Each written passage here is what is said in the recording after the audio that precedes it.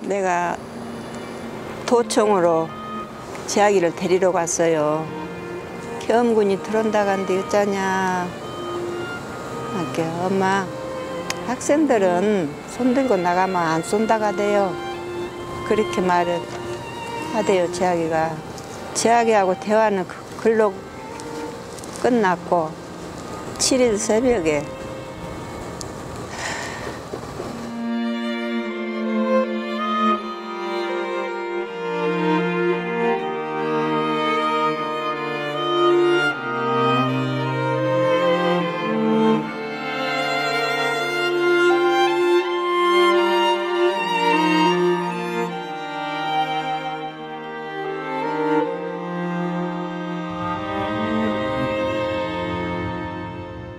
재학아, 엄마 안 보고 싶었어.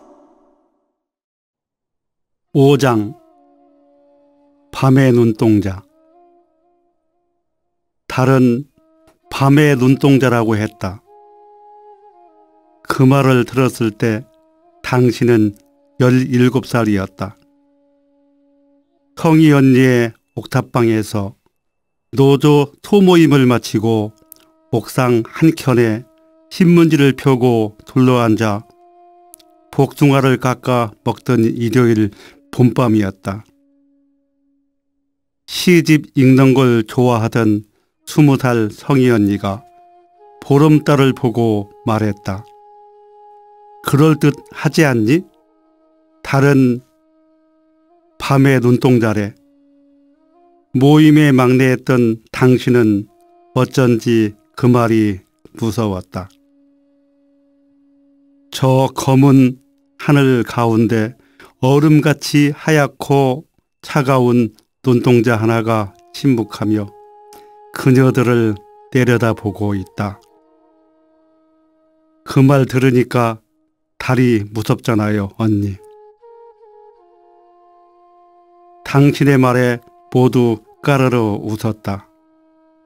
세상에 너같이 겁 많은 앤 처음 본다. 누군가 말하며 복숭아 조각을 당신 입에 넣어주었다. 어떻게 달이 다 무섭다니. 19시. 당신은 담배를 꺼내문다. 불을 붙여 한 모금 빤지 딱딱해진 목을 천천히 돌려 근육의 긴장을 푼다. 20평 남짓한 2층 사무실에는 당신뿐이다. 창문은 모두 닫혀 있다. 8월 저녁의 열기와 습도를 견디며 당신은 컴퓨터 앞에 앉아 있다. 스팸 메일 2통을 방금 지웠고 새로 도착한 메일 1통을 아직 열지 않았다. 당신의 머리카락을 짧게 치켜 깎여 있다. 청바지에 군청색 운동화를 신었고 연회색 아사 셔츠는 팔꿈치를 덮을 만큼 소매가 길다. 셔츠의 등 위쪽은 땀에 젖어 진한 먹색으로 보인다. 그러나 전체적인 골격이 작고 쇄골과 목이 가냘펴 그 중성적인 차림에도 불구하고 예민한 인상을 준다. 당신의 긴 머리를 적신 땀이 깡마른 턱선을 타고 흘러 셔츠 깃에 떨어진다. 인중에 솟은 땀을 주먹으로 닦아낸 지 당신은 메일을 연다. 2번에 걸쳐 천천히 편지를 읽는다. 마우스를 움직여 인터넷 창을 닫은지 컴퓨터를 끈다. 모니터의 푸른색이 사라지고 캄캄해질 때까지 담배 연기를 거푸 삼켰다 뱉는다. 반쯤 탄 담배를 재떨이에 기대놓고 당신은 일어선다. 땀에 젖어 끈끈한 주먹을 청바지 주머니에 찔러 넣는다. 밀폐된 사무실에 후끈한 공기를 들이마시며 창문을 향해 걷는다. 사무실이 마치 광활한 공간인 것처럼 느리게, 더 느리게 걷는다. 조금 몸을 움직였는데도 비오듯 온몸에 땀이 흐른다. 당신의 짧은 머리카락 속에 땀방울들로 반짝거린다. 창 앞에서 당신은 걸음을 멈춘다. 자신의 모습만 어둑하게 비쳐 보이는 유리에 이마를 댄다. 시원하고 축축하다. 인적 없는 캄캄한 골목과 회백색 가로등이 내려다 보인다. 당신은 유리에서 이마를 떼어낸다. 뒤편에 벽에 걸린 시계를 돌아보고 의심하는 듯 자신의 손목시계를 한 번 더 확인한다.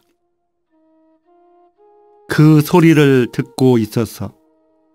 소리 때문에 깨었지만 눈을 뜰 용기가 없어서 눈을 감은 채 어둠을 향해 길을 세우고 있었어. 고요히, 더 고요히 울리는 발자국 소리. 느린 춤의 스텝을 연습하는 아이처럼 반복해서 제자리를 딛는 두 발의 가벼운 울림. 명치를 재어오는 통증이 느껴졌어. 공포 때문인지 반가움 때문인지 알 수 없었어. 마침내 난 몸을 일으켰어. 소리가 들리는 쪽으로 걸어가 문 앞에서 멈췄어. 방이 건조해 문고리에 걸어뒀던 물수건이 어둠 속에 흐릿하게 드러나 있었어. 소리는 거기서 들린 거였어. 거기서 물방울들이 끝없이 떨어져 장판 바닥을 흠뻑 적시고 있었어. 19시 40분. 흰 라벨이 붙은 소형 공테이프 3개와 휴대용 노공기가 당신의 책상에 놓여 있다. 눈을 뜬 채 잠을 청하는 사람처럼 규칙적인 숨소리를 내며 땀에 젖어 번들거리는 얼굴로 당신은 그것들을 들여다보고 있다. 윤이 처음 당신에게 연락해 온 것은 10년 전 봄. 당신이 이 단체의 사무국으로 옮겨온 지 얼마 되지 않았을 때였다. 대표 전화로 당신을 찾은 그는 성희 연예계에서 연락처를 구했다고 말했다. 그가 쓰고 있는 논문의 주제와 심리부검의 초점으로 삼았다는 시민군의 이름을 듣고 당신은 침묵했다. 생각해보고 전화드리겠습니다. 1시간 뒤 당신이 전화를 걸어 인터뷰를 거절했을 때 윤은 이해한다고 말했다. 이듬해 봄, 그가 보내준 논문을 당신은 읽지 않았다. 이제 10년 만에 다시 연락해온 그는 이번만은 꼭 당신을 만나고 싶다고 말했고 그냥 전화로 이야기하자는 당신에게 조심스럽게 물었다. 그때 보내드린 논문은 혹시 읽어보셨습니까? 당신은 담담하게 대답했다. 아니요. 그는 조금 당황한 듯 했지만 침착한 어조로 말을 이었다.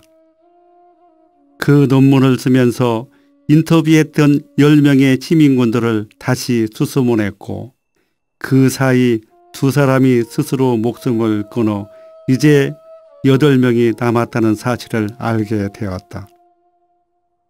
그들 중 7사람이 인터뷰를 허락해 진행했는데 10년 전에 발표했던 논문을 일장으로 하는 단행본을 말미에 그 녹취록을 실어 출간하려 한다. 듣고 계십니까? 그는 말을 끊고 물었다. 예, 듣고 있어요.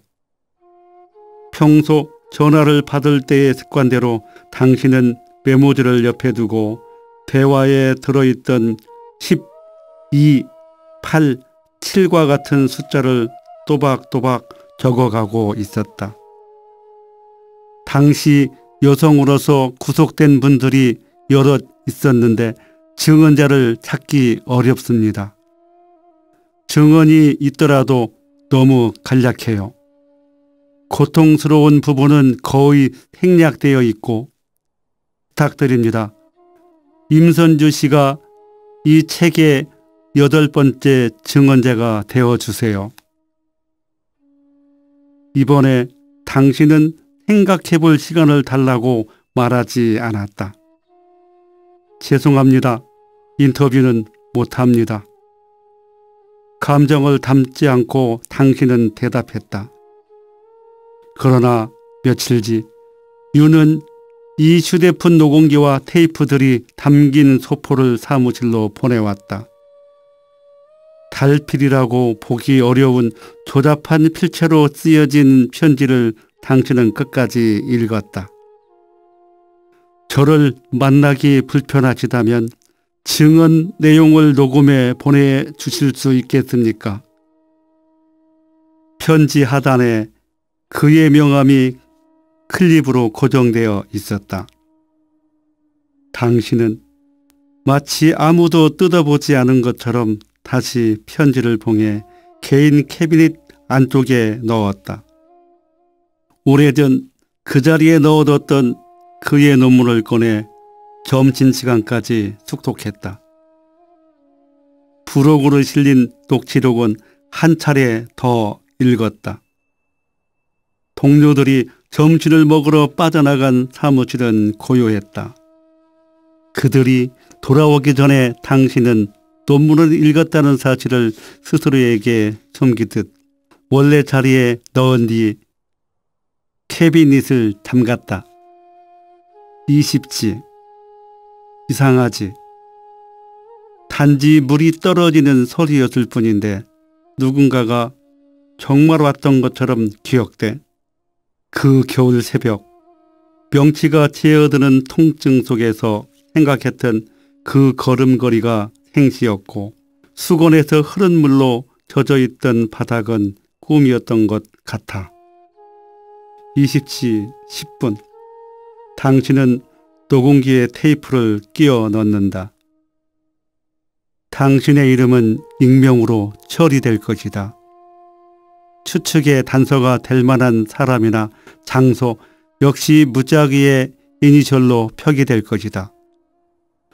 녹음의 편리한 점은 직접 얼굴을 마주하지 않아도 된다는 것뿐 아니라 지우고 싶은 부분을 언제든 지우고 다시 증언할 수 있다는 데 있다고 유는 편지에 썼다. 그러나 당신은 녹음 버튼을 누르지 않는다. 휴대용 녹음기의 반들반들한 플라스틱 모서리를 마치 흠집이 있는지 확인하려는 듯 신중하게 손끝으로 더듬는다. 20시 30분. 공교롭게도 이 사무실에서 당신의 주된 업무는 녹취다.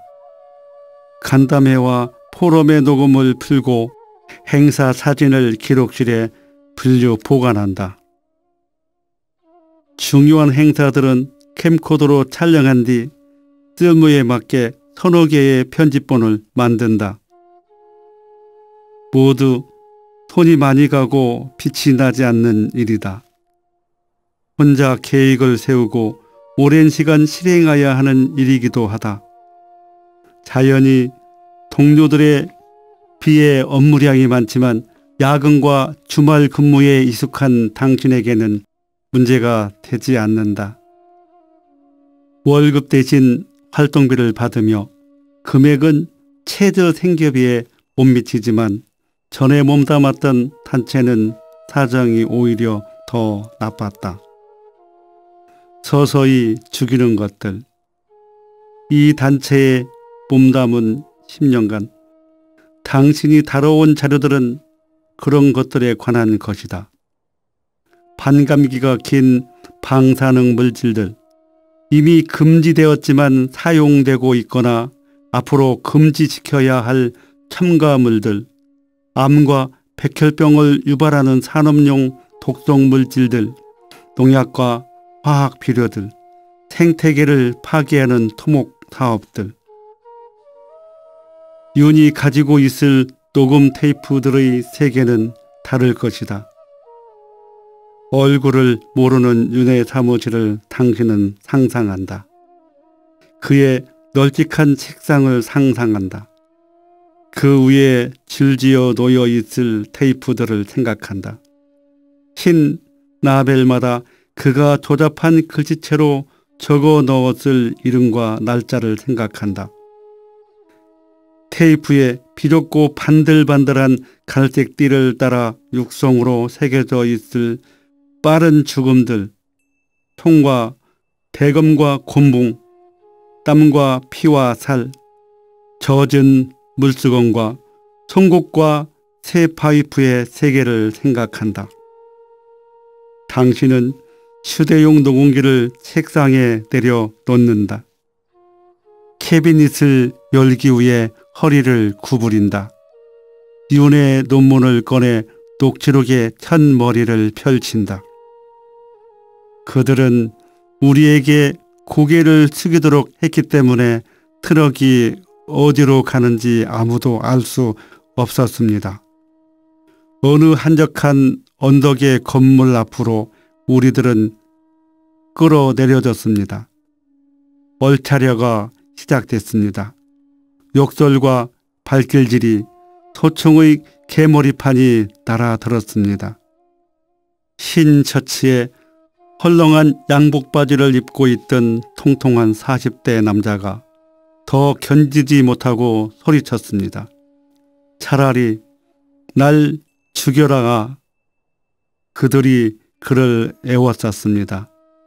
정말 죽이려는 듯 곤봉을 휘두르기 시작했습니다. 한순간 쉼없이 늘어져 움직이지 않는 남자를 우리들은 숨죽이며 지켜봤습니다. 그들은 양동이에 물을 떠와 남자의 피투성이 얼굴에 끼얹고는 사진을 찍었습니다. 그는 반쯤 눈을 뜨고 있었습니다. 맑게 씻긴 턱과 뺨에서 연한 핏물이 떨어졌습니다. 평범한 강당 같은 건물에서 보낸 사흘 동안 비슷한 일이 반복됐습니다. 낮에 시내에서 시위 진압을 한 그들은 저녁마다 술에 취한 채 우리에게 왔고 얼차려 중에 눈에 띈 사람들을 용서하지 않았습니다. 맞다가 실신한 사람들의 몸을 공처럼 구석까지 차고 가 머리칼을 움켜쥐고 벽에 뒤통수를 찧었습니다. 숨이 끊어지면 얼굴에 물을 끼얹고 사진을 찍은 지 들것에 실어갔습니다. 나는 밤마다 기도했습니다. 절에도 교회에도 다닌 적 없었지만 이 지옥에서 나가게만 해달라고 빌었습니다. 놀랍게도 기도가 이루어졌습니다. 함께 갇혀있던 200여 명의 사람들 가운데 나를 포함한 절반가량이 갑자기 풀려났습니다. 나중에 알고 보니 시민군이 조직대 군인들이 작전상 후퇴를 하면서 너무 많은 사람들을 데리고 이동하는 부담을 덜기 위해 무작위로 석방자를 추려낸 것이었습니다. 다시 트럭에 실려 언덕을 내려가는 동안에도 우리는 고개를 들 수 없었습니다. 나이가 아직 어려서였는지 나는 궁금해서 미칠 듯이 궁금해서 비스듬히 고개를 틀어보았습니다. 내가 무릎 꿇은 곳은 마침 가장자리에서 그렇게 하는 것만으로 바깥이 보였습니다. 아, 그곳이 제2대였는지 나는 꿈에도 몰랐습니다. 주말이면 친구들과 축구하러 가던 운동장 뒤편 언덕에 신축 강당이 있었는데 바로 그곳에 지난 사흘 동안 갇혀 있었던 겁니다. 군인들이 점거한 교정에는 사람의 기척이 없었습니다. 묘지처럼 고요하고 환한 길을 트럭이 달려가는데 잔디밭에 여대생 둘이 잠든 듯이 누워있는 게 보였습니다. 청바지를 입은 그들의 가슴에 노란 현수막이 덮여 있었습니다. 계엄 해제라고 굵은 매직으로 적힌 글씨가 보였습니다. 잠깐 스쳐간 그 여대생들의 얼굴이 어떻게 그토록 정교하게 기억에 새겨졌는지 모릅니다. 깜빡 잠드는 순간, 잠에서 막 깨어나는 순간마다 그 얼굴들을 봅니다. 창백한 피부, 담은 입술, 반드시 현수막을 덮고 누워있던 그 모습이 눈앞에 있는 것처럼 선명하게 떠오릅니다. 턱과 뺨에서 연한 핏물이 떨어지던, 눈을 반쯤 뜨고 있던 남자의 얼굴과 함께 도려낼 수도 없는 내 눈꺼풀 안쪽에 박혀서 당신이 꿈에 보는 광경은 이 증언자의 것과 다르다. 참혹한 시신이라면 당시 누구보다 많이 접했는데 막상 피가 낭자한 꿈을 꾼 것은 지난 20여 년 동안 서너 차례뿐이다. 대신 당신의 악몽은 차갑거나 고요하다. 흔적 없이 피가 마르고 뼈가 풍화되어 사라진 후에 어떤 장소다. 조금 전 당신이 창에 이마를 대고 내다본 풍경과 놀랄 만큼 흡사한 공간이다. 외등 갓의 바깥은 칠흑같이 검고 그 안쪽은 수은처럼 연한 회백색이다. 그 가로등 아래 당신은 혼자 서 있다. 불빛이 비치는 곳까지만 안전하다. 어둠 속에 무엇이 도사리고 있는지 알 수 없다. 하지만 상관없다. 몸을 움직이지 않을 테니까. 불빛에 동그라미를 빠져나가지 않을 테니까. 냉정한 긴장 속에서 당신은 기다린다. 해가 떠올라 원밖의 어둠이 사라지기를 기다린다. 갑자기 휘청거려서는 안 된다. 발을 움직여서도 헛디뎌서도 안 된다. 그러다 눈을 뜨면 아직 어두운 시간이다. 당신은 철제 침대에서 몸을 일으켜 머리맡에 스탠드를 켠다. 올해로 당신은 만 43세가 되었고 남자와 함께 살았던 것은 꼭 한 번, 1년이 채 되지 않는 기간뿐이었다. 아무와도 함께 있지 않으므로 당신은 문 쪽으로 걸어가 서슴없이 형광등을 켠다. 화장실과 부엌, 현관까지 모두 밝힌 다음 미세하게 떨리는 손으로 유리잔에 찬물을 따라 마신다. 21시 20분. 누군가 출입문 손잡이를 돌리는 소리에 당신은 일어선다. 허리를 구부려 논문을 캐비닛에 넣으며 소리쳐 묻는다. 누구세요? 당신은 문을 잠가놓고 있었다. 박영음입니다. 당신은 현관으로 걸어 나간다.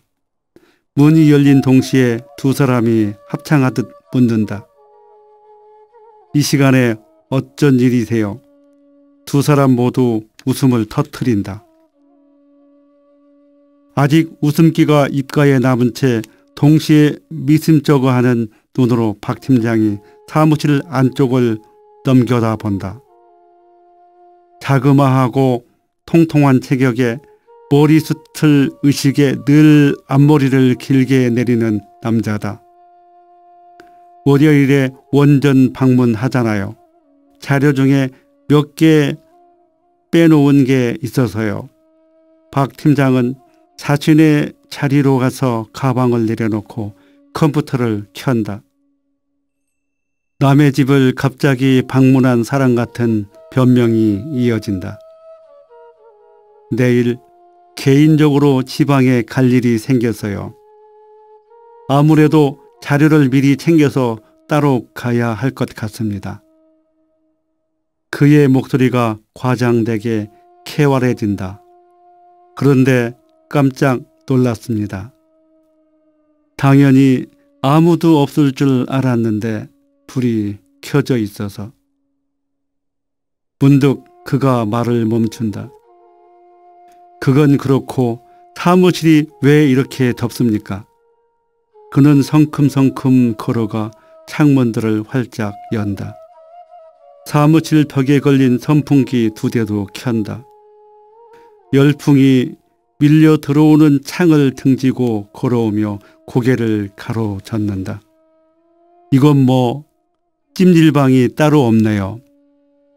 21시 50분. 이 단체의 실무자들 중 당신의 나이가 가장 많다. 말없이 일만 하는 당신을 후배들은 대체로 어려워한다. 선생님이라고 부르며 깍듯한 거리를 유지하는 그들에게 당신 역시 깍듯한 경호로 답한다. 자료가 필요할 때 그들은 묻는다. 어느 년도에 어느 포럼 자료를 찾는데요. 기록실에서 찾아봤는데 팜프릿만 있어서요. 발표문이 실린 책자는 없나요? 당신은 기억을 더듬어 대답한다. 그 포럼은 급하게 준비했기 때문에 책자 없이 진행했어요. 발표 내용은 현장에서 녹음해서 나중에 풀었는데 그 어디에도 쓰이지 않아서 파일로만 있어요. 언젠가 박 팀장은 농담조로 당신에게 말했다. 임 선생님은 걸어다니는 검색 엔진이로군요. 이제 박 팀장은 사무실 중앙의 프린터 앞에 서서 인쇄물이 나오기를 기다리고 있다.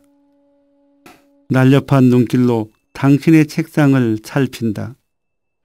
젖은 휴지를 깔아놓은 재떨이, 여러 개의 담배꽁초, 커피가 가득 담긴 머그잔, 휴대용 녹음기와 테이프들. 탐색하던 눈이 당신과 마주친 순간 예의 변명하는 듯한 말투로 그가 말한다. 임 선생님은 일하시는 걸 정말 좋아하나 봅니다. 제 말씀은 하고 그가 고쳐 말한다. 만일 제가 머리에 휘끗해질 때까지 계속 이 일을 하면 임 선생님 모습이 앞으로의 내 모습이 되겠구나. 뭐 그런 생각을 합니다. 그가 박봉의 활동비에 대해 대가에 비해 과도하고 불규칙한 업무에 대해 유난히 정맥이 붉어진 당신의 깡마른 손등에 대해 말하고 있다는 것을 당신은 이해한다. 레이저 프린터가 낮고 성마른 기계음을 내며 인쇄물을 뱉어내는 동안 그는 잠시 입을 다물고 있다. 임 선생님에 대해서 다들 궁금해합니다. 다시 유쾌한 어조로 그가 말을 건넨다. 따로 말씀 나눌 기회가 다들 없어서 회식에도 오지 않으시고 곁을 워낙 안 주시니까요.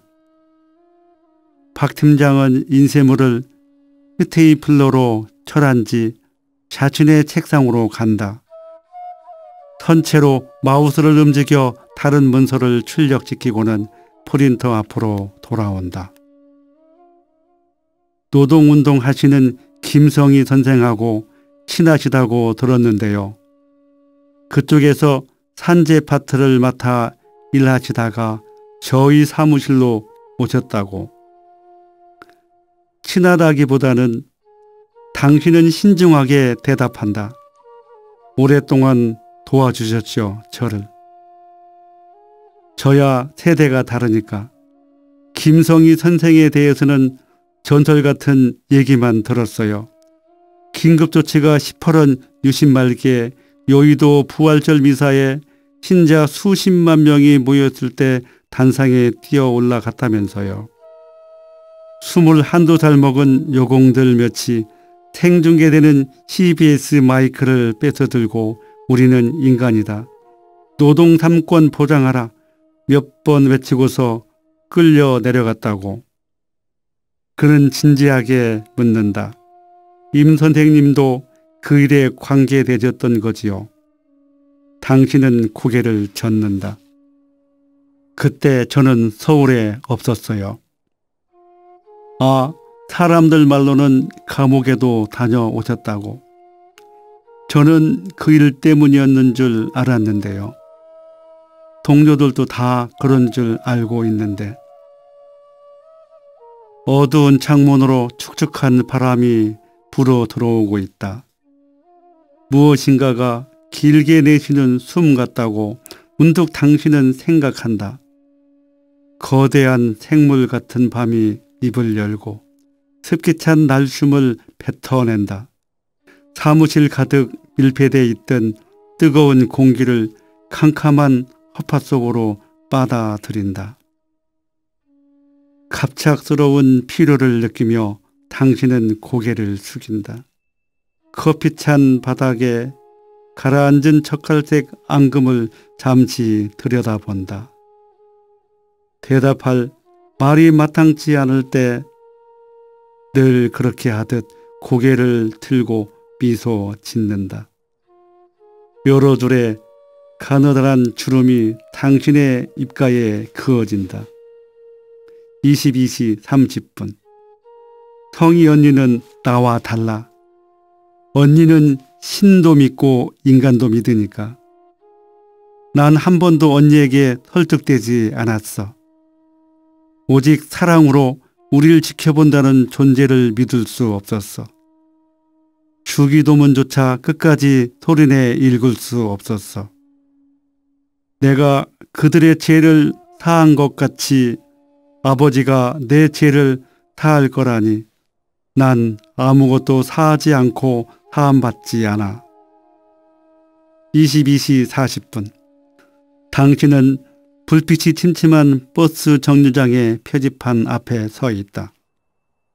수첩과 책과 필기도구, 세면용품, 250ml 생수병, 휴대용 녹음기와 테이프가 담긴 묵직한 배낭을 두 어깨에 짊어지고 있다. 모두 새 노선의 버스가 운행되는 한적한 정류장이다. 그 버스들이 연달아 도착해 승객들을 싣고 간지 당신은 혼자 남았다. 가로등에 불빛이 닿지 않는 캄캄한 보드 블록들을 당신은 묵묵히 쏘아본다. 당신은 표지판을 등지고 앞으로 걸어 나간다. 어깨를 짓누르는 배낭끈 속에 두 손을 끼워 넣는다. 미지근한 여름밤의 열풍을 느끼며 천천히 몸을 움직인다. 오른쪽에서 왼쪽으로, 다시 왼쪽에서 오른쪽으로 걷는다. 인도와 차도의 경계까지 갔다가 돌아온다. 박 팀장이 자료를 챙겨 사무실을 나설 때 당신도 배낭을 메고 나왔다. 끊길 듯 끊기지 않는 대화를 이어가며 이곳까지 걸어와 그가 버스에 오르는 것을 지켜봤다. 차창 안에서 멋쩍은 얼굴로 목례하는 그에게 함께 목례했다. 그가 나타나지 않았다면 할 수 있었을까 당신은 생각한다. 용기를 내 녹음 버튼을 누를 수 있었을까. 침묵과 헛기침과 망설임, 헐겁거나 빽빽한 단어들을 덧붙이고 꿰매 어떤 내용을 완성할 수 있었을까. 그럴 수 있을 거라고 믿었으므로 당신은 광복절 연휴인 오늘 사무실에 나왔다. 시간이 지체될 경우 밤샘 할 생각으로 세면도구까지 챙겨왔다. 하지만 정말 그게 가능했을까? 비좁아서 더욱 무더운 당신의 방으로 이제 돌아가면 녹음기와 테이프를 식탁에 꺼내놓고 처음부터 다시 시작할 수 있을까? 22시 50분. 지난 월요일 뒤늦게 성희 언니의 소식을 전해들은 직후 당신은 그녀에게 전화를 걸었다. 1시간씩 간격을 두고 4번째 걸었을 때 통화가 됐다. 10년 만의 대화는 짧고 무덤덤했다. 방사선 치료 때문에 칼칼하게 변형된 그녀의 목소리에 당신은 숨죽여 귀 기울였다. 오랜만이야. 성희 언니는 낮고 흰 목소리로 말했다. 잘 지내는지 궁금했어. 병원에 찾아가겠다는 말을 당신이 하지 않았으므로 그녀 역시 오지 않아도 된다는 말을 하지 않았다. 다음 날 윤의 소포가 당신의 사무실에 배달된 것은 단지 우연이었는데 견디기 어려운 2가지 일이 철사 매듭처럼 얽혀버린 유에 대해 지금 당신은 생각하고 있다. 녹음을 하는 것과 성희 언니를 만나는 것, 성희 언니를 만나기 전에 녹음을 할 것. 23시. 견디는 것은 당신이 가장 잘하는 일이다. 중학교 졸업을 한 학기 앞두고 당신은 일을 시작했다. 교도소에서 보낸 1년여의 시간을 제외하면 노동을 멈춘 적이 없다. 어느 시기에나 당신은 성실하고 과묵했다. 일은 당신에게 고독을 보장해준다. 일과 짧은 휴식과 잠의 규칙적인 리듬 속에서 혼자 삶을 꾸려갈 수 있는 한 빛의 동그라미 바깥을 두려워할 필요는 없다. 그러나 20살이 되기 전까지 당신이 했던 일은 달랐다. 당신은 하루에 15시간 일했고 한 달에 이틀 쉬었다. 봉급은 남자 공원의 절반이었다. 잔업수당은 없었다. 하루 2알씩 타이밍을 먹어도 잠이 쏟아졌다. 선체로 잠들면 작업반장이 욕을 하거나 뺨을 쳤다. 오후부터 묵직하게 붙던 종아리와 발등, 물품을 빼돌릴지 모른다는 이유로 퇴근하는 여공들을 몸 수색하던 경비들, 불에 지어 언저리를 더듬을 때 느려지던 그들의 손, 치욕, 기침, 잦은 코피, 두통, 가래를 뱉으면 뭉쳐져 나오던 거무스레한 실밥 덩어리들. 우리는 고귀해. 성희 언니는 자주 그렇게 말했다. 쉬는 일요일마다 청계 피복노조 사무실에서 노동법 강의를 듣던 그녀는 자신이 배운 것을 빼곡히 노트에 정리해와 소모임에서 강의했다. 한자 공부를 할 거란 성희 언니의 말에 당신은 별다른 두려움이 없이 그 모임에 들어갔었다. 실제로 언니들은 모이자마자 한자부터 공부했다. 1800자는 알아야 해. 신문은 읽을 수 있어야지. 각자 펜글씨 공책에 30자씩 쓰고 암기하는 일이 끝나면 성희 언니의 어색한 노동법 강의가 시작되었다. 그러니까 우리는 고귀해. 말문이 막히거나 기억이 얼른 안 날 때마다 성희 언니는 추임새처럼 그 말을 넣었다. 헌법에 따르면 우리는 모든 사람들과 똑같이 고귀해. 그리고 노동법에 따르면 우리에겐 정당한 권리가 있어. 그녀의 목소리는 초등학교 여선생님처럼 상냥하고 낭낭했다. 이 법을 위해 죽은 사람이 있어. 어용노조를 큰 표차로 꺾고 뽑힌 노조 간부들을 구사대와 경찰들이 끌고 가던 날, 이교대를 하려고 기숙사를 나와 출근하던 여공들, 수백 명이 사람의 벽을 만들었다. 많아야 21~22살, 대부분이 10대인 여자애들이었다. 제대로 된 구도 노래도 없었다. 잡아가지 마요. 잡아가면 안 돼요.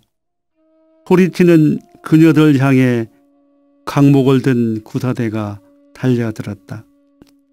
헬멧과 방패로 충무당한 경찰 100여 명을, 차창마다 철망이 쳐진 정경차들을 당신은 보았다. 무엇 때문에 저렇게 무장했을까? 얼핏 생각했다. 우린 싸움을 못하고 무기도 없는데. 성희 언니가 큰 소리로 외친 것은 그때였다. 옷을 벗어. 우리 다 같이 옷을 벗자. 누가 먼저랄 것 없이 그녀들은 옷을 벗었다. 잡아가지 마요. 소리치며 블라우스와 치마를 벗어 흔들었다. 그녀들이 지닌 가장 은밀한 것, 모든 사람들이 기중하다고 말하는 것, 처녀들의 벗은 몸을 그들이 만질 수 없을 거라고 믿었기 때문이다. 그러나 그러던 불에 지어 차림의 여자애들을 흙바닥에 끌고 갔다. 등허리에 맨살이 모래에 긁혀 피가 흘렀다. 머리가 헝클어지고 속옷이 찢겼다. 안 돼. 잡아가면 안 돼. 고막이 터질 듯 쨍쨍한 울부짖음 사이로 그들은 수십 명의 노조원들을 곤봉과 강목으로 때려 닭장차에 집어넣었다. 18살이던 당신은 마지막에 끌려가다 모래바닥에 미끄러져 넘어졌다. 서두르던 사복 형사가 당신의 배를 밟고 옆구리를 걷어찬 뒤 가버렸다. 흙바닥에 엎드린 당신의 의식이 아득하게 흐려졌다 돌아왔다. 여자애들의 쨍쨍한 고함 소리가 멀어졌다 가까워졌다. 응급실로 업혀간 당신은 장파열 진단을 받았고 입원해 있는 동안 해고 통보를 들었다.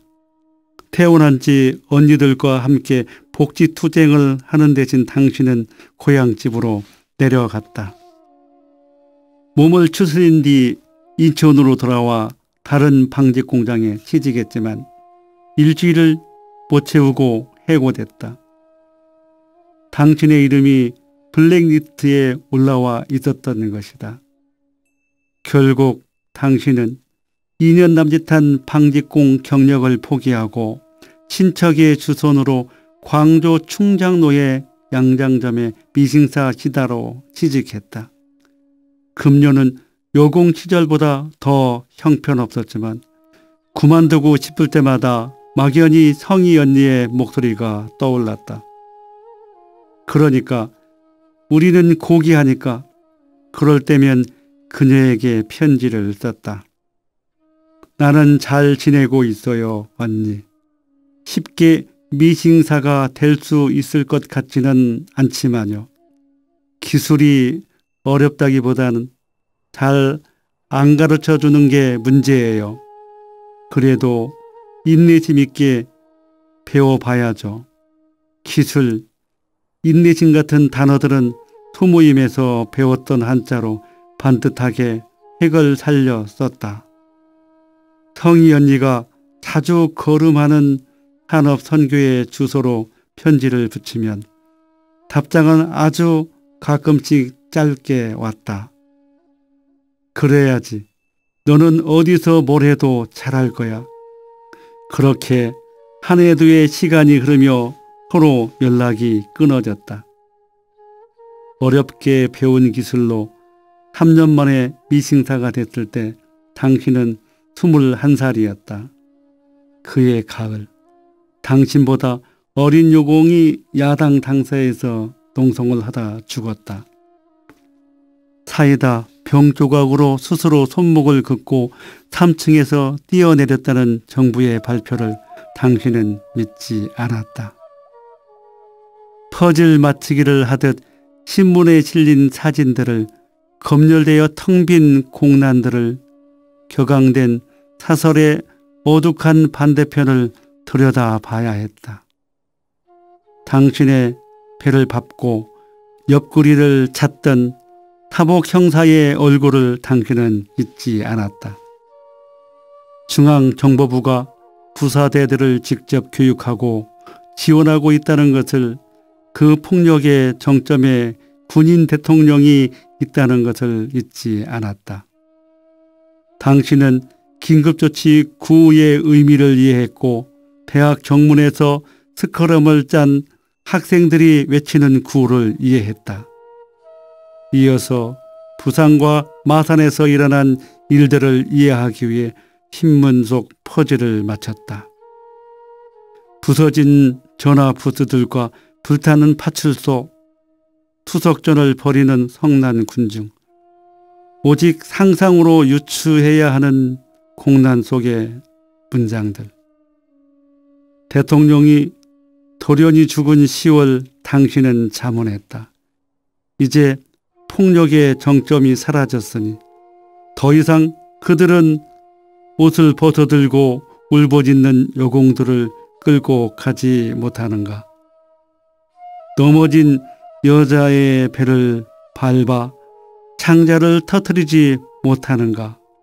박 대통령의 신임을 받았다는 젊은 소장이 장갑차를 이끌고 서울에 입성하는 것을, 곧이어 중앙정보부장을 겸직하는 것을 당신은 신문을 통해 지켜보았다. 조용히 소름이 끼쳤다. 무서운 일이 생길 것 같아. 임양은 신문이 그렇게 좋아? 중년의 재단사는 당신을 놀리곤 했다. 젊어 좋겠어. 그렇게 잔글씨가 안경도 없이 베고. 그리고 그 버스를 당신은 보았다. 양장점 주인이 대학생 아들을 데리고 영암의 동생네로 내려가버린 화창한 봄날이었다. 낮에 갑자기 할 일이 없어져 서름서름 거리를 걷던 당신의 눈에 그 시내버스가 들어왔다. 계엄 해제, 노동 3권 보장, 차창 아래 길게 걸어놓은 신 현수막에 파란 매직으로 쓴 글씨가 보였다. 작업복 차림에 전남방직 요공 수십 명이 버스를 가득 채우고 있었다. 햇빛을 못 봐 데친 버섯같이 얼굴이 창백한 여자애들이 나무 막대들을 들고 차창 밖으로 팔을 내밀어 차체를 치며 노래를 불렀다. 당신이 기억하는 쨍쨍한 목소리, 무슨 새나 어린 짐승들이 한꺼번에 내는 것 같은 목소리였다. 우리들은 정의파다. 좋다 좋다. 같이 죽고 같이 산다. 좋다 좋다. 무릎 꿇고 살기보다 서서 죽길 원한단다. 우리들은 정의파다. 똑똑히 기억하는 그 노래를 따라 당신은 홀린 듯 그 버스가 사라진 방향으로 걸었다. 수십만의 군중이 거리 곳곳에서 몰려들어 광장으로 향하고 있었다. 이른 봄부터 스크럼을 짜고 몰려다니던 대학생들은 보이지 않았다. 노인들, 초등학생 아이들, 작업복 차림의 남녀 공원들, 넥타이를 맨 젊은 남자들, 투피스에 힐을 신은 젊은 여자들, 그것도 무기라고 장우산을 들고 나온 새마을 점퍼 차림의 아저씨들. 그 모든 사람들의 행렬 앞에 흰역에서 총을 맞은 청년들의 시신 두구가 수레에 실려 광장으로 나아가고 있었다. 23시 50분. 당신은 가파른 계단을 걸어올라 지하철 역사를 빠져나온다. 객차의 에어컨 바람에 서늘하게 말랐던 발끝의 습기가 다시 엉긴다. 대단한 열대야다. 자정이 가까운데 아직 바람이 식지 않았다. 출구 앞에 세워진 병원의 안내 표지판을 보고 당신은 멈춰 선다. 주간에만 운영하는 셔틀버스 시간표를 잠시 들여다본 지 배낭 끝 아래 두 손을 끼운다. 미지근한 공기를 들이마시며 언덕길을 걸어오른다. 이따금 배낭끈에서 손을 빼내 목에 밴 끈끈한 땀을 닦아낸다. 누군가가 흰색 스프레이 페인트로 정확한 그래피티를 그려놓은 상점의 셔터를 당신은 지나친다. 24시간 편의점 앞에 내놓은 파라솔 아래 모여 앉아 캔 맥주를 마시는 사내들을 지나친다. 언덕 꼭대기에 서 있는 대학병원 건물을 당신은 올려다 본다. 쨍쨍 울리는 여자애들의 노랫소리가 이 밤으로부터 아득히 먼 버스에서 울려오는 것을 듣는다. 무릎 꿇고 살기보다 서서 죽길 원한단다. 먼저 가신 님들을 위해 다 같이 묵념합시다. 먼저 가신 님들을 따라 끝까지 싸웁시다. 그러니까 우리는 고귀하니까. 12시 10분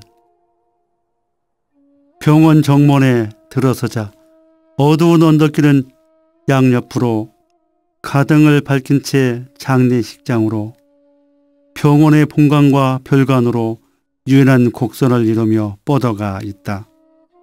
화환들이 들어선 장례식장 현관을 당신은 지나친다. 흰 와이셔츠에 황색 완장을 찬 청년들이 마주서서 담배를 피우는 모습을 본다. 밤이 깊었지만 당신은 졸리지 않다. 배낭이 무겁고 등과 어깨가 흠뻑 땀에 젖었지만 상관없다. 행시보다 선명한 꿈들을 기억하며 당신은 계속 걷는다. 수백 조각의 새 비늘을 덧댄 것 같은 갑옷을 입고 당신은 고층 건물 옥상에서 떨어진다. 머리부터 바닥에 부딪혔는데도 죽지 않고 다시 비상계단을 걸어 오른다. 다시 옥상에서 서슴없이 낙하한다. 이번에도 죽지 않고 비상계단을 오른다. 한 번 더 떨어지기 위해서 그렇게 높은 데서 떨어지는데 갑옷이 무슨 소용이야. 한 겹 꿈을 열고 나오며 당신은 자신에게 묻는다. 그러나 깨어나는 대신 다음 겹의 꿈으로 스며 들어간다. 거대한 빙하가 당신의 몸을 내리 누른다. 고체인 당신은 으스러진다. 빙하 아래로 흐르고 싶다고 당신은 생각한다. 바닷물이든 석유든 용암이든 어떤 액체가 되어서 이 무게로부터 벗어나야 한다. 그 길밖에 없다. 그 꿈까지 열고 나오면 마침내 마지막 겹의 꿈이 기다리고 있다.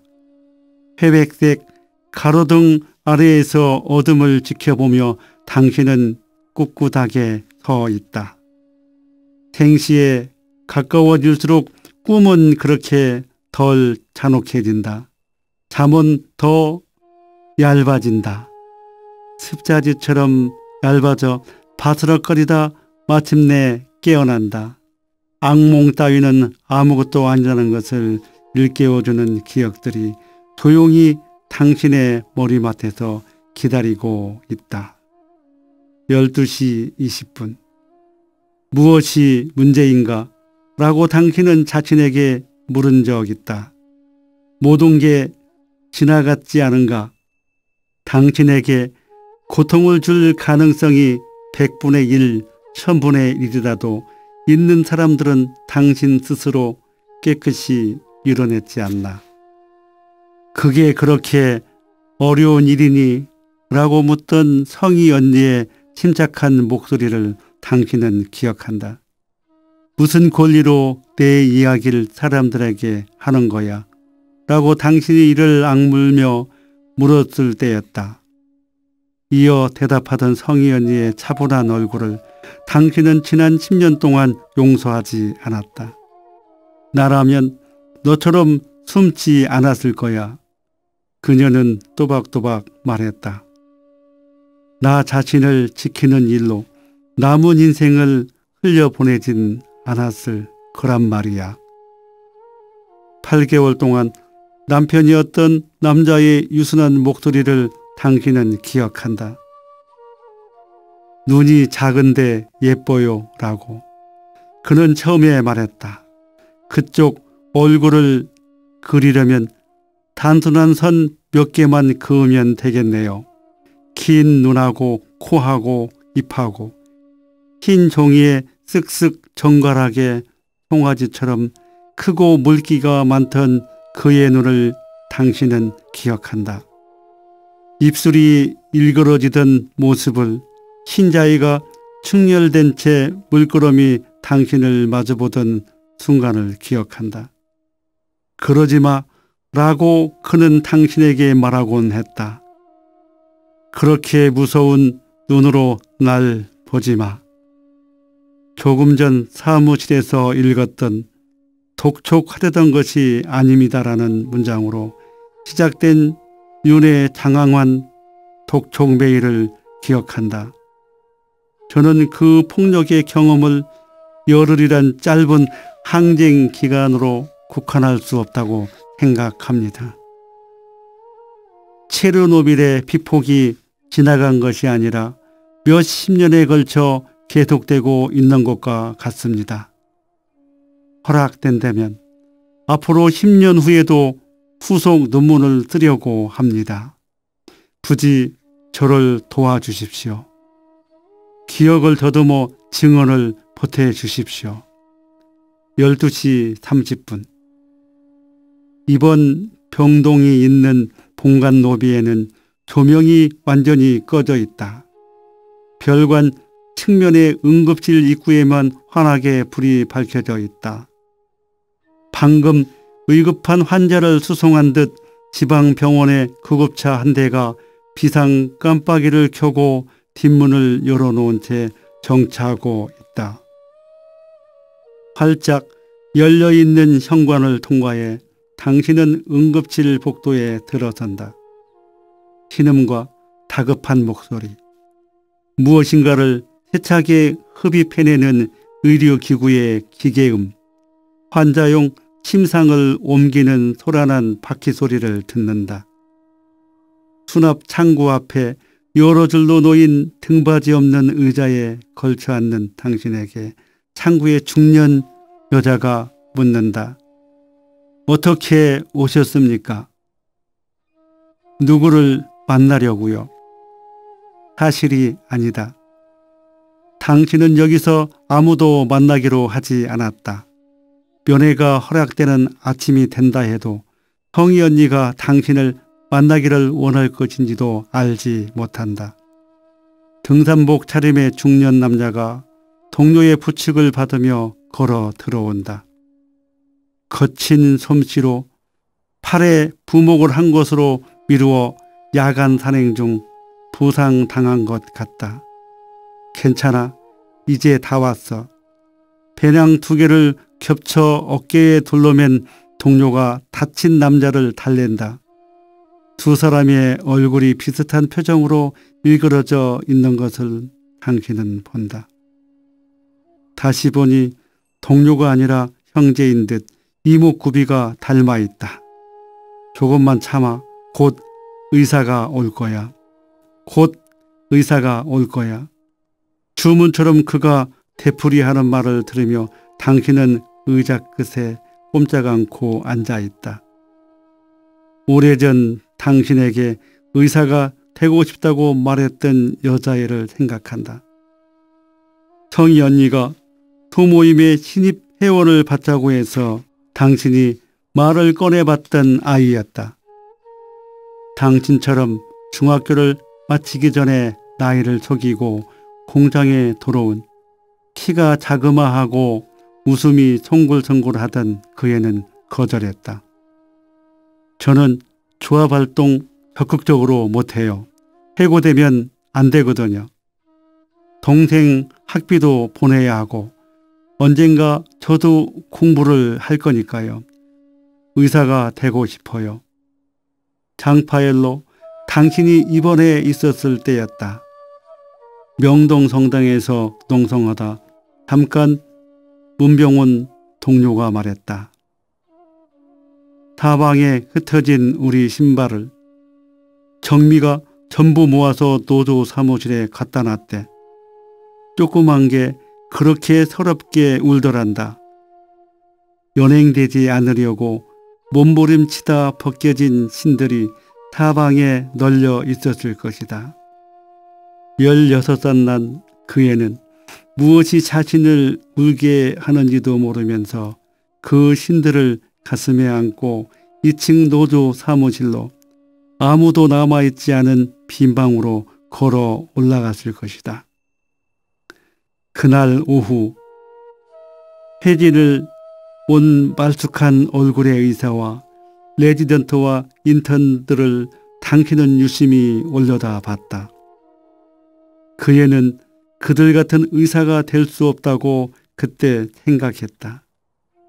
동생을 대학 졸업시키면 20대 중반이 될 것이고 그때부터 중학교 검정고시를 준비한다 해도 아니 그 애는 그때까지 공장에서 버티지도 못할 것이다.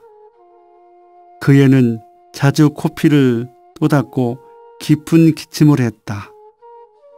발육이 덜 돼 열무처럼 가는 종아리로 방직기 사이를 뛰어다니다가 기둥에 기대서서 의식을 잃듯 깜빡 졸았다. 어떻게 이렇게 시끄러워요? 아무 말도 안 들려요. 처음 일을 배우던 날엔 방직기 소음에 놀라 겁에 질린 듯 동그랗게 뜬 눈으로 당신에게 외쳤다. 2시 락스 냄새가 유난히 강한 병원 화장실의 거울 앞에서 당신은 생수병에 물을 들이켠다. 세면대에 물을 틀어 세수를 하고 오래 이를 닦는다. 10여 년 전 성희 언니를 따라 현장에서 장기 농성을 하던 때처럼 화장실에 비치된 비누로 머리를 감은 뒤 손수건으로 물기를 털어낸다. 헝겊 주머니에서 샘플 로션을 꺼내 황백한 얼굴에 펴 바른다. 지난 월요일 전화로 들은 성희 언니의 음성이 달라져 있었기 때문에 순간적으로 당신은 그녀의 얼굴을 기억할 수 없었다. 통화가 끝나고서야 총명한 눈매가 웃을 때 보이던 분홍빛 잇몸이 떠올랐다. 10년이 흘렀으니 그 얼굴도 변했을 것이다. 늙었을 것이다. 야위했을 것이다. 지금은 잠들어 있을 것이다. 낮고 거친 숨소리가 앓는 짐승처럼 코 고는 소리가 함께 새어나오고 있을 것이다. 20대의 성희 언니가 수년간 신세졌던 곳, 경찰이 함부로 들이닥칠 수 없었던 곳, 외국인 목사가 노동 사목을 하던 2층 집의 다락방에 염치 없이 당신까지 끼어 잠들었던 늦겨울 밤. 초등학교 여선생님 같은 인상에 어울리지 않게 성희 언니는 밤새 코를 골았다. 당신이 벽을 향해 돌아 누워도 나프탈렌 냄새가 나는 홈리브를 이마까지 뒤집었어도 그 소리를 피할 수 없었다. 2시 50분. 시멘트 벽과 수납 창고 앞 장의자가 만나는 구석 자리에서 배낭을 끌어안고 웅크려 앉아 당신은 깜빡 잠들었다. 흠칫 잠이 얇아질 때마다 윤의 메일에서 반복된 단어들이 커서처럼 눈부시게 깜빡인다. 증언, 의미, 기억, 미래를 위해. 전구 속 필라멘트처럼 가느다란 신경의 각성을 따라 당신은 눈을 뜬다. 아직 졸음이 가시지 않은 얼굴로 불빛이 침침한 복도와 어두운 응급실 유리문 밖을 둘러본다. 썰물처럼 잠이 밀려나가며 고통의 윤곽이 뚜렷해지는 순간, 어떤 악몽보다 차가운 순간이 다시 왔다. 당신이 겪은 모든 게 꿈이 아니라는 것을 확인하는 순간, 기억해달라고 유는 말했다. 직면하고 증언해달라고 말했다. 그러나 그것이 어떻게 가능한가? 30cm 나무자가 자궁 끝까지 수십 번 후벼 들어왔다고 증언할 수 있는가? 소총 개머리판이 자궁 입구를 찢고 짓이겠다고 증언할 수 있는가?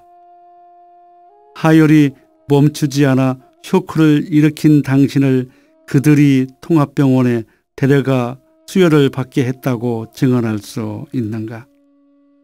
2년 동안 그 하열이 계속되었다고, 혈전이 나팔관을 막아 영구히 아이를 가질 수 없게 되었다고 증언할 수 있는가? 타인과 특히 남자와 접촉하는 일을 견딜 수 없게 됐다고 증언할 수 있는가? 짧은 입맞춤, 뺨을 어루만지는 손길, 여름에 팔과 종아리를 내놓아 누군가의 시선이 머무는 일조차 고통스러웠다고 증언할 수 있는가? 몸을 증오하게 되었다고, 모든 따뜻함과 지극한 사랑을 스스로 부서뜨리며 도망쳤다고 증언할 수 있는가? 더 추운 곳, 더 안전한 곳으로 오직 살아남기 위하여. 3시, 당신이 앉은 곳에서 일부만 보이는 응급실 내부는 여전히 대낮처럼 불이 밝혀져 있다. 어린 아이인지 젊은 여자인지 구별할 수 없는 누군가의 신음소리가 들린다. 보호자인 듯한 중년 남녀의 목소리가 높아진다. 다급한 발소리를 내며 뛰어가는 간호사의 옆모습이 보인다. 당신은 배낭을 메고 일어서서 현관 밖으로 걸어 나간다.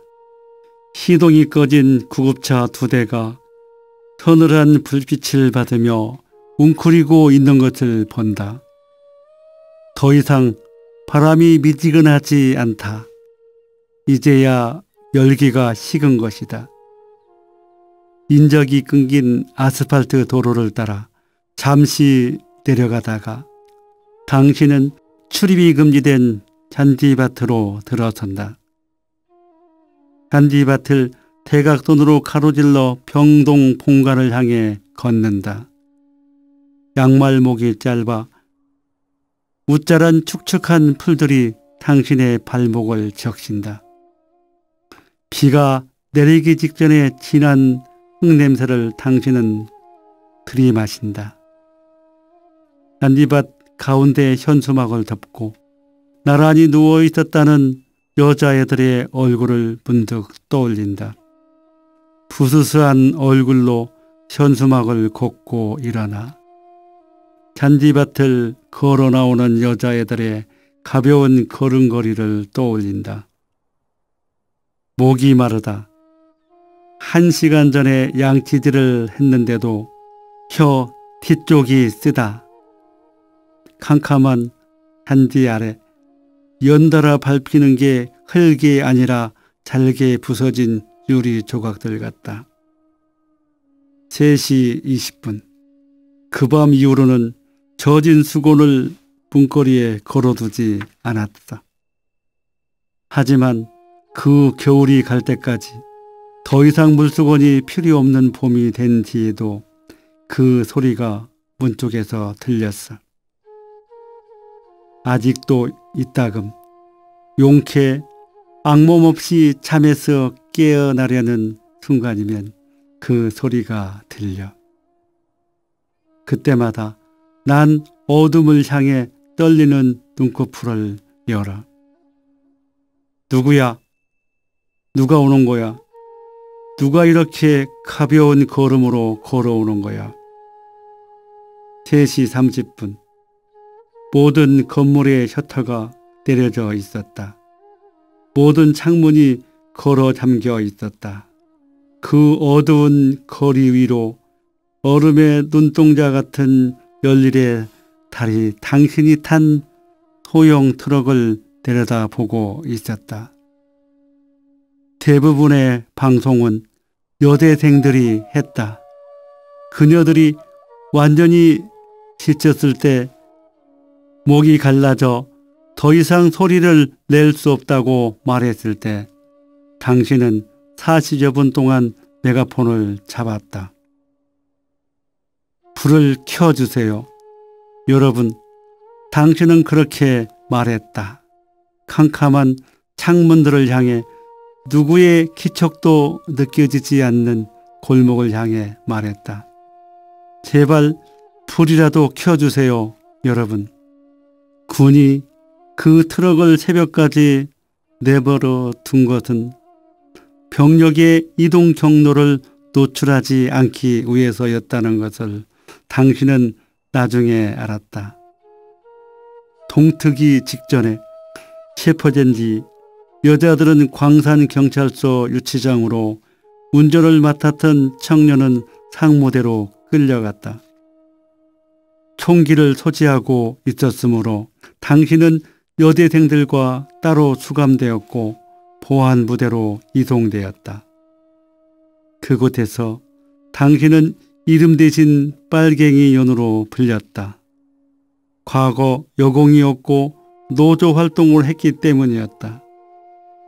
4년 동안 지방도시의 양장점에서 숨어 지내며 간첩 지령을 받아왔다는 각본을 완성하기 위해 그들은 날마다 당신을 조사실 탁자에 눕혔다. 더러운 빨갱이는 아무리 소리질러 봐라 누가 달려오나. 조사실의 조명은 가늘게 떨리는 형광등이었다. 일상적인 그 환한 조명 아래 당신이 하열 끝에 의식을 잃을 때까지 그들은 멈추지 않았다. 성희 언니를 다시 만난 것은 교도소에서 석방된 이듬해였다.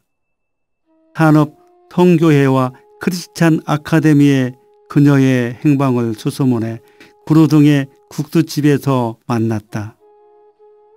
당신의 이야기를 들은 그녀는 놀란 듯 고개를 저었다. 내가 감옥에 있었던 줄은 꿈에도 몰랐어. 조용히 잘 살고 있을 줄 알았는데. 수년 동안 도피와 수감을 반복해온 성희 언니의 얼굴은 볼이 움푹 패여 다른 사람처럼 보였다. 이제 27인데 나이보다 10살은 더 들어 보였다. 흰 김을 피워 올리며 식어가는 국수 앞에서 그녀는 잠시 침묵했다. 정미가 그 봄에 실종됐다는데 알고 있었니? 이번에는 당신이 고개를 저었다. 그 애가 잠깐 노조 일을 거들었더랬어. 그런데 우리가 블랙리스트 때문에 고생하는 걸 보고 걱정이 됐던지 해고되기 전에 먼저 공장을 그만뒀어. 그러곤 소식이 끊겼다가 그 얘긴 나도 최근에 들었어. 일신방직에서 같이 야학을 다녔다는 동료한테서 모국어를 이해할 수 없게 된 것처럼 당신은 가만히 성희 언니의 이 모양을 지켜보았다. 너 거기 4년 살았다면서. 큰 도시도 아닌데 오며 가며 한 번도 못 만났니? 당신은 얼른 대답할 수 없었다. 그 애의 얼굴을 제대로 기억할 수도 없었다. 무엇인가를 애써 기억해내기에 당신은 지쳐 있었다. 몇 조각의 희끗한 파편들이 떠올랐다.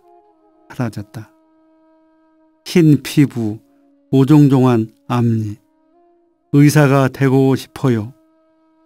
노조 사무실까지 그 애가 끌어안고 올라갔다던 이제는 이름을 잊은 동료가 병원에 가져다준 당신의 운동화.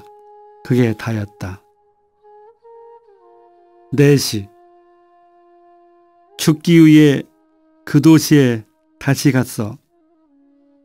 석방된 지 얼마가는 오빠 집에 신세를 졌지만 일주일에 2번씩 경찰이 찾아오는 걸 더 견딜 수 없었어. 2월 중순 새벽이었어. 내가 가진 가장 깨끗한 옷을 꺼내 입고 간단히 가방을 싸서 시외버스를 탔어. 언뜻 그 도시는 변한 게 없어 보였어. 하지만 모든 게 변했다는 걸 곧 느낄 수 있었어. 도청 별관 외벽엔 총탄 자국들이 패어 있었어. 어두운 색 옷을 껴입은 행인들의 얼굴은 투명한 흉터가 새겨진 것처럼 일그러져 있었어. 그들과 어깨를 부딪히며 나는 걸었어. 배가 고프지 않았어. 목이 마르지도 발이 시리지도 않았어. 날이 저물 때까지, 다음 날 새벽이 올 때까지도 계속 걸을 수 있을 것 같았어. 그러다 너를 본 건 금남로에서였어. 카톨릭 센터 외벽에 방금 학생들이 붙여놓고 간 사진들을 들여다 봤을 때였어. 언제든 경찰들이 나타날 수 있었어. 그 순간도 어디서 날 지켜보고 있는지도 몰랐어. 나는 재빨리 사진 한 장을 뜯었어. 둘둘 말아서 지고 걸었어. 큰 길을 건너 골목으로 깊이 들어갔어. 못 보던 음악 감상실 간판이 보였어. 5층 계단을 숨차게 걸어 올라가 동굴 같은 안쪽 방에 자리를 잡고 커피를 시켰어. 종업원이 커피를 가져다 줄 때까지 꼼짝 않고 기다렸어. 분명 음악 소리가 큰 곳이었을 텐데 깊은 물속에 잠긴 것처럼 아무것도 들리지 않았어. 마침내 완전히 혼자가 됐을 때 사진을 펼쳤어. 너는 도청 앞마당에 몰아누워 있었어. 총격의 반독으로 팔다리가 엇갈려 길게 뻗어가 있었어. 얼굴과 가슴은 하늘을, 두 다리는 벌어진 채 땅을 향하고 있었어. 옆구리가 뒤틀린 그 자세가 마지막 순간의 고통을 증거하고 있었어. 숨을 쉴 수 없었어. 어떤 소리도 낼 수 없었어. 그러니까 그 여름에 넌 죽어 있었어. 내 몸이 끝없이 피를 쏟아낼 때 내 몸은 땅속에서 맹렬하게 썩어가고 있었어. 그 순간 내가 날 살렸어. 탑시간에 내 피를 끓게 해 펄펄 되살게 했어. 심장이 터질 것 같은 고통의 힘, 분노의 힘으로. 4시 20분. 병동 본관 옆 주차장 입구에 불 켜진 경비실이 있다. 밤색 회전의자 등받이에 뒤통수를 얻고 입을 벌린 채 잠들어 있는 경비의 늙은 얼굴을 당신은 본다. 경비실 처마에는 침침한 백열등이 매달려 있다. 불빛이 비추는 시멘트 바닥에 죽은 날벌레들이 널려 있다. 곧 동이 틀 것이다. 차츰 밝아져 8월의 째약빛이 이글거릴 것이다. 생명을 가졌다 잃은 모든 것들이 빠르게 썩어갈 것이다. 쓰레기를 내놓은 골목들마다 악취가 번질 것이다. 오래전 동호와 은숙이 조그마한 소리로 나누던 대화를 당신은 기억한다. 왜 태극기로 시신을 감싸느냐고, 애국가는 왜 부르는 거냐고 동호는 물었다. 은숙이 어떻게 대답했는지는 기억나지 않는다. 지금이라면 당신은 어떻게 대답할까? 태극기로 고작 그걸로 감싸보려던 거야. 우린 도륙된 고깃덩어리들이 아니어야 하니까 필사적으로 묵념을 애국가를 부른 거야. 그 여름으로부터 20여 년이 흘렀다. 씨를 말려야 할 빨갱이 연놈들, 그들이 욕설을 뱉으며 당신의 몸에 물을 끼얹던 순간을 등지고 여기까지 왔다. 그 여름 이전으로 돌아갈 길은 끊어졌다. 학살 이전, 고문 이전의 세계로 돌아갈 방법은 없다. 4시 30분. 그 발소리가 누구의 것인지 나는 몰라. 언제나 같은 사람인지 그때마다 다른 사람인지도 몰라. 어쩌면 한 사람씩 오는 게 아닌지도 몰라. 수많은 사람들이 희미하게 번지고 서로 스며들어서 가볍디 가벼운 한 몸이 돼서 오는 건지도 몰라. 다만 이따금 당신은 생각한다. 한낮 유난히 고요한 수일 오후 해가 드는 창을 보다가 문득 통우의 여벌굴이 흐릿하게 떠오를 때 눈앞에 어른거리는 그게 혼은 아닐까. 기억할 수 없는 꿈 때문에 뺨이 젖어 있는 새벽. 그 얼굴의 윤곽이 벼랑간 선명해질 때 혼이 머뭇거리며 거기 있는 것 아닐까.